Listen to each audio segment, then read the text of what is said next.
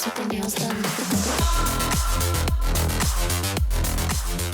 The Legion has been dubbed as the best melee weapon for a very long time. It is one of the most sought-out melee weapons due to its endgame viability. Well, status is king, and Legion boasts a pretty high status chance that it can reach 100% with the help of 4 dual status mods, plus the drifting contact mod. However, time changed, and the game has received drastic changes, especially on its melee system. Welcome everyone to another video. Today, we will be discussing the current meta for melee weapons. But before we proceed, I humbly ask that you like and subscribe to this channel if you find this video informative. I'm aiming to hit 200k subs before the end of this year, and I hope you can help me achieve that goal. Thank you, and now, let's begin this video. With the melee changes, I can't consider Legion as the top dog now. It's still good against high-level enemies, but when it comes to being the best of the best, I can't even consider this weapon sitting on my top 3. If you have noticed, it's not all just status, nor fast attacks right now. The changes brought some versatility to the melee system, and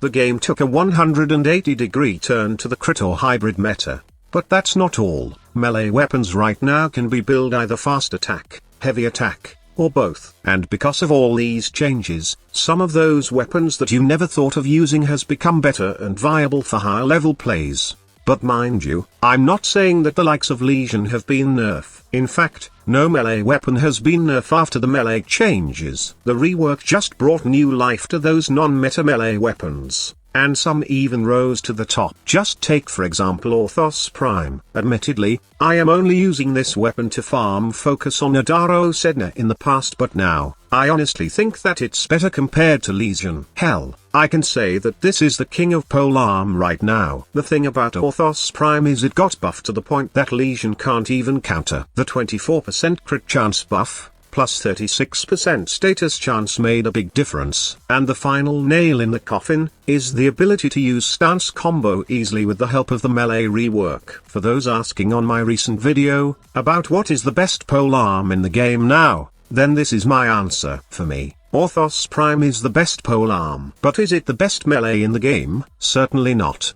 You see, when the discussion turns to what is the best melee to use in the game, I honestly have a lot of choices. In fact, sometimes, I can't consider the best, since you can easily figure out something to make your favorite weapon endgame viable. However, I can't also deny the fact that there are weapons in the game that don't need much help from frames or other sources to be viable for endgame plays. And lastly, it's safe to say that there's the best melee in each class. But when it comes to the best, it's really up to personal preference. Say, for example, if we take a look at the gunblade category, we can say that Redeemer Prime is the best. We can't compare this weapon to other melee weapons, since it can shoot bullets. It's like a gun that can equip melee mods, but has unlimited ammunition. But the range is not the only thing that makes this weapon superb. It has a better crit chance now, since we can easily reach red crit with the help of sacrificial mods, Blood Rush, and the Gladiator mod sets on our Sentinel weapon. In addition, we can just equip Weeping Wounds to get that 100% status chance at the max combo counter, and then add elemental mods to further boost its damage.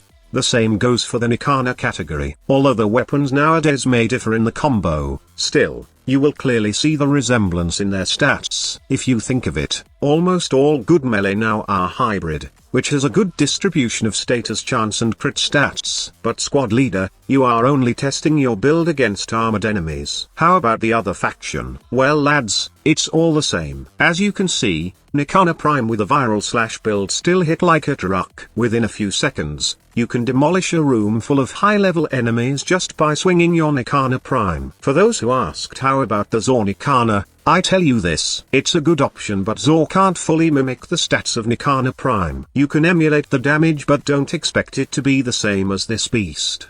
Nikanas are not the only one that received special treatment during the melee rework. Weapons like the OHMA has received some significant buffs too, that it's not just a spin-to-win stick now. You can equip it with a hybrid build, focusing on both critical and status. In fact, I'm having a lot of fun playing with Tunfus with this build. Not just fun, but pure pleasure of clearing mobs using this amazing weapon.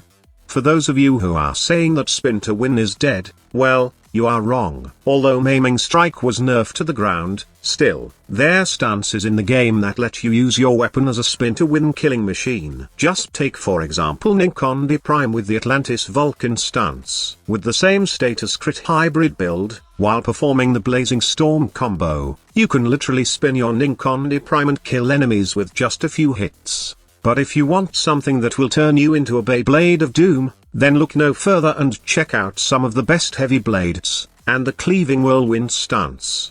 For this video, we will choose Gram Prime as our example. As you can see, the status and crit of this weapon are pretty high, making it a hybrid weapon, and a perfect candidate for endgame levels. Not just the stats, but the heavy blade stance. Cleaving Whirlwind is fun to play with. The Broken Bull combo makes playing the likes of Gram Prime very entertaining, since not only that you kill enemies, but you can kill them with style. Another thing that I notice about the current melee system is that slash-based weapons have become very powerful.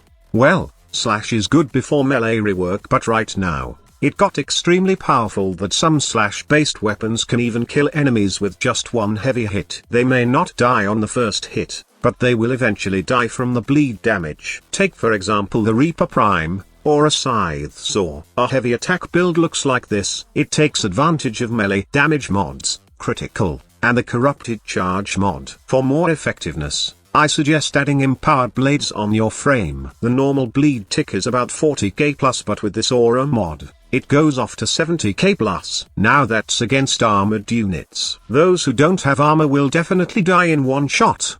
Okay, let's talk about whips for a second. The spin to win ATTERAX may have died, but this melee weapon is still a beast. It can still red crit, able to deal decent slash, then bleed damage to targets, and still have that range that we love about this weapon. Don't get me wrong, you can still build ATTERAX with maiming strike, but I find it boring nowadays. I was a member of the spin to win club in the past, but my fingers got tired performing that slide attack over and over again. Also, whips don't go through walls now, so I ended up being a member of Smash That Melee button until the target die.